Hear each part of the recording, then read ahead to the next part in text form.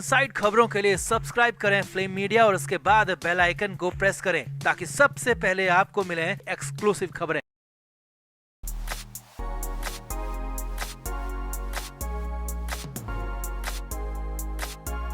महाराष्ट्र में ठाकरे ब्रदर्स साथ आएंगे या नहीं आएंगे, इस संभावना को लेकर सियासी चर्चा जोरों पर है। कयास और अटकलबाजी का दौर लगातार चल रहा है। इसी बीच रामदास कदम का बड़ा बयान सामने आया है। जी हाँ, वो ही रामदास कदम जो फिलहाल शिवसेना एकनाथ शिंदे गुट में हैं, लेकिन लंबे समय तक वो शिवसेना में रहे थे, उद्धव ठाकरे के साथ रहे थे। और अब रामदास कदम ने बड़ा बयान दिया है और कहा है कि उन्होंने सालों तक राज ठाकरे और उद्धव ठाकरे को मिलाने की कोशिश की। राज ठाकरे हमेशा से तैयार थे, लेकिन उद्धव ठाकरे ही राज ठाकरे को अपने साथ मिलाना नहीं चाहते थे। जी हाँ, यहाँ पर रामदास कदम ने साफ साफ कह दिया कि उद्धव ठाकरे नहीं चाहते थे कि राज ठाकरे उनके साथ आकर खड़े हो और इसी वजह से दोनों भाइयों के बीच की खाई कभी नहीं भर पाई। लेकिन अब उद्धव ठाकरे जब सब कुछ गवा चुके हैं तो इसीलिए उन्हें राज ठाकरे की याद आ रही है। तो और क्या कुछ कहा रामदास कदम ने, आपको भी दिखाते हैं। आप भी वीडियो को शेयर करें और अपनी राय कमेंट बॉक्स में जरूर दें।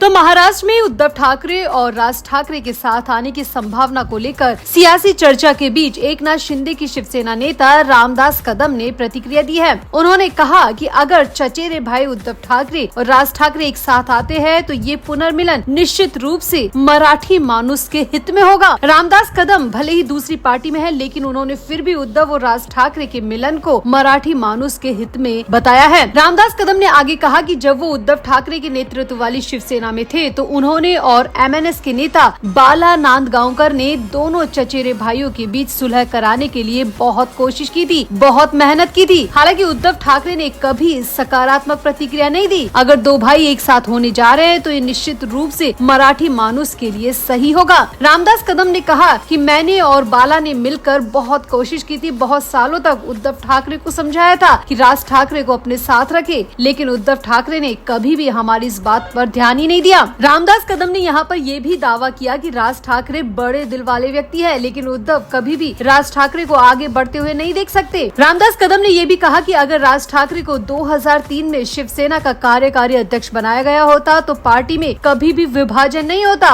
राज्य विधानसभा चुनाव में शिवसेना यूबीटी की करारी हार पर कदम ने कहा कि चूंकि अब उद्धव ठाकरे ने सब कुछ खो दिया है, इसीलिए वो राज ठाकरे की मदद से अपनी पार्टी के बचे खुचे हिस्से को बचाने की कोशिश कर रहे हैं। उनके दिल में कोई भाई वाला प्यार नहीं उमड़ा है। वो अब भी सिर्फ अपनी स्वार्थ सिद्धि के लिए राज ठाकरे को साथ लाने की कोशिश में जुटे हैं। रामदास कदम ने कहा कि राज ठाकरे भी अच्छी तरह जानते हैं कि उद्धव के दिल में क्या है। उद्धव के दिल में भाईचारा नहीं है, बल्कि सिर्फ पार्टी और साख बचाने की कोशिश है, इसीलिए वो राज ठाकरे को अपने साथ ला रहे हैं। रामदास कदम ने कहा कि लेकिन राज ठाकरे बड़े दिल वाले व्यक्ति है। वो उद्धव के दिल की बात जानते हुए, उद्धव के मन में कितना खोट है ये जानते हुए भी वो उद्धव का साथ देने को तैयार हो जाएंगे, क्योंकि वो भी नहीं चाहते कि बाला साहब के बेटे इस तरह से बिखर जाए, बाला साहब के परिवार का यूं खात्मा हो जाए। इसीलिए राज ठाकरे अपना बड़ा दिल दिखाते हुए उद्धव ठाकरे का साथ जरूर देंगे, लेकिन उद्धव ठाकरे राज ठाकरे का ये साथ डिजर्व नहीं करते। यहाँ आपको बता दें, उद्धव ठाकरे और राज ठाकरे के बयानों से दोनों के बीच संभावित मेल मिलाप के बारे में अटकलों को हवा मिली थी। दोनों ने ही महाराष्ट्र में 3 लैंग्वेज पॉलिसी में एक जैसे बयान दिए। दोनों की विचारधारा एक जैसी नजर आई और दोनों ने ही मिलन की बात से इनकार नहीं किया। इसी बीच संजय राउत ने भी दोनों के मिलन की खबरों को पुख्ता कर दिया था। इसीलिए महाराष्ट्र में इन दिनों सिर्फ यही चर्चा है कि क्या सालों बाद उद्धव ठाकरे और राज ठाकरे एक साथ आने को तैयार हो रहे हैं। उद्धव ने भी कहा था कि छोटी मोटी लड़ाइयाँ होती रहती है, लेकिन महाराष्ट्र के हित में हम साथ आने को तैयार है, और यही बात राज ठाकरे ने भी कही थी। और संजय राउत ने तो दोनों के मिलन की खबर पर मुहर भी लगा दी थी, जिसके बाद ये सियासी चर्चा जोरों पर आ गई है। लेकिन रामदास कदम का कहना है कि उद्धव ठाकरे स्वार्थी हैं और वो सिर्फ अपनी शान बचाने के लिए राज ठाकरे को साथ ला रहे हैं, जबकि राज ठाकरे बड़े दिल वाले व्यक्ति है। वो उद्धव के मन के खोट को जानते हुए भी साथ आने को तैयार हो रहे हैं। तो रामदास कदम के इस पूरे बयान पर आपका क्या कहना है? आप भी अपनी राय कमेंट बॉक्स में जरूर दें और वीडियो को भी शेयर करें।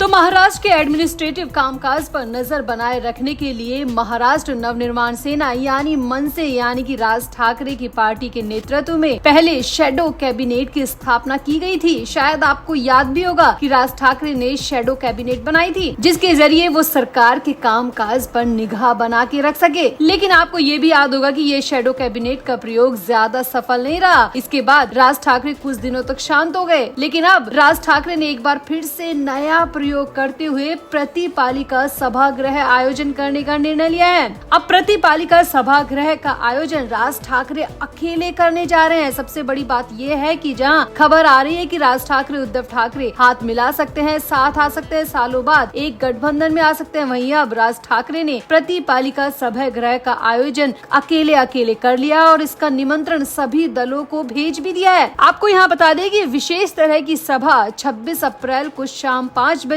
मुंबई महानगर पालिका मुख्यालय के सामने बुलाई गई है, जहाँ पर पत्रकार भवन बना है, वहीं पर इस सभा को बुलाया है। इसके लिए राज ठाकरे ने सभी दलों को एक साथ बुलाया है। राज ठाकरे ने बीजेपी को भी बुलाया है, एकनाथ शिंदे की पार्टी को बुलाया है, उद्धव ठाकरे की पार्टी को बुलाया है, शरद पवार की पार्टी को बुलाया है, कांग्रेस को बुलाया है। इसके अलावा छोटे मोटे सभी दलों के लोगों को इस सभा में बुलाया है, एक साथ निमंत्रण दिया है। यहाँ आपको बता दें, इस समय बीएमसी का संचालन प्रशासकीय अधिकारियों के जरिए हो रहा है, क्योंकि पिछले 3 सालों से कोई भी निर्वाचित जनप्रतिनिधि है ही नहीं। इसीलिए राज ठाकरे का कहना है कि इसी कारण आम जनता की समस्याएं उपेक्षित की जा रही है। इसी के विरोध में और जनता की आवाज को उठाने के उद्देश्य से उन्होंने इस सभा को आयोजित किया है। राज ठाकरे की पार्टी ने मुंबई के सभी प्रमुख राजनीतिक दलों के नेताओं को पत्र भेजकर इस सभा में शामिल होने का आमंत्रण भी दे दिया है। इस सभा में प्रतिमा महापौर की भी नियुक्त की जाएगी और मुंबई से जुड़ी अहम समस्याओं जैसे कि सड़कों की हालत, स्वास्थ्य सेवाएं और आपदा प्रबंधन जैसे विषयों पर खुलकर चर्चा की जाएगी। अब मनसे की तरफ से किस किस को निमंत्रण भेजा गया है, ये भी सुन लीजिए। तो राज ठाकरे की पार्टी ने बीजेपी मुंबई अध्यक्ष आशीष शेलार को भी निमंत्रण भेजा है। इसके साथ ही शरद पवार गुट के सिद्धार्थ कामले को भी सभा में बुलाया है। इसके अलावा समाजवादी पार्टी के सईद भाई शेख को भी इस सभा में आने के लिए निमंत्रण भेजा गया है। कांग्रेस की वर्षा गायकवाड़ को भी निमंत्रण भेजा गया है। साथ ही साथ शिवसेना उद्धव ठाकरे गुट के आदित्य ठाकरे को भी बुलाया गया है। और सबसे हैरानी की बात, शिवसेना यूबीटी के साथ साथ शिवसेना शिंदे गुट के मंत्री उदय सामंत को भी इसके लिए निमंत्रण भेजा गया है। यानी कि एक सभा में सभी प्रमुख दलों को यहाँ पर बुलाया गया है। अब मनसे के इस निमंत्रण पत्र में क्या लिखा है वो भी देखिए। तो मनसे के इस पत्र में लिखा है कि मुंबई महानगर पालिका 2 पहियों पर चलती है, प्रशासन और जनप्रतिनिधि। लेकिन पिछले 3 सालों से जनप्रतिनिधियों वाला पहिया ठप पड़ा है। मुंबई को कई समस्याओं का सामना करना पड़ रहा है, लेकिन नगर निगम में कोई चर्चा का मंच न होने से समाधान निकल नहीं पा रहा। इसीलिए हमने इस सभा का आयोजन किया है। पत्र में आगे लिखा है कि जहां विभिन्न राजनीतिक दल और सामाजिक संगठनों के प्रतिनिधि मिलकर मुंबई की इस समय की समस्याओं पर चर्चा करेंगे, वहीं हमारा मकसद है कि जनता की आवाज सरकार तक पहुंचे और प्रशासन इन समस्याओं पर ठोस कदम उठाए। ये मंच पूरी तरह गैर राजनीतिक होगा और सिर्फ जनता के हितों के लिए समर्पित रहेगा। अब राज ठाकरे के निमंत्रण पत्र में ये सब बड़ी बड़ी बातें लिखी गई है। लिखा गया है कि ये मंच गैर राजनीतिक होगा, लेकिन सबसे बड़ी बात यह है कि ये मंच राजनेता द्वारा बनाया गया है और राजनीतिक दलों को इसमें बुलाया गया है, तो ये गैर राजनीतिक तो बिल्कुल नहीं हो सकता। तो आपका राज ठाकरे के इस कदम पर क्या कहना है? राज ठाकरे बीएमसी चुनाव से पहले जनता की नजर में अच्छा बनने के लिए क्या ये सब कुछ कर रहे हैं? गैर राजनीतिक सभा कहकर सभी दलों को एक साथ बुला रहे हैं और सबसे बड़ी बात, इतनी बड़ी सभा का आयोजन कर रहे हैं, सभी दलों को बुला रहे हैं, लेकिन उद्धव ठाकरे से इस बारे में एक बार पूछा तक नहीं गया। उद्धव ठाकरे से किसी भी तरह की सलाह तक नहीं ली गई। यानी कि राज ठाकरे का वो रवैया अभी भी कायम है, मनमर्जी वाला। तो आपका राज ठाकरे के इस कदम पर क्या कहना है? आप भी अपनी राय कमेंट बॉक्स में जरूर दें और वीडियो को भी शेयर करें।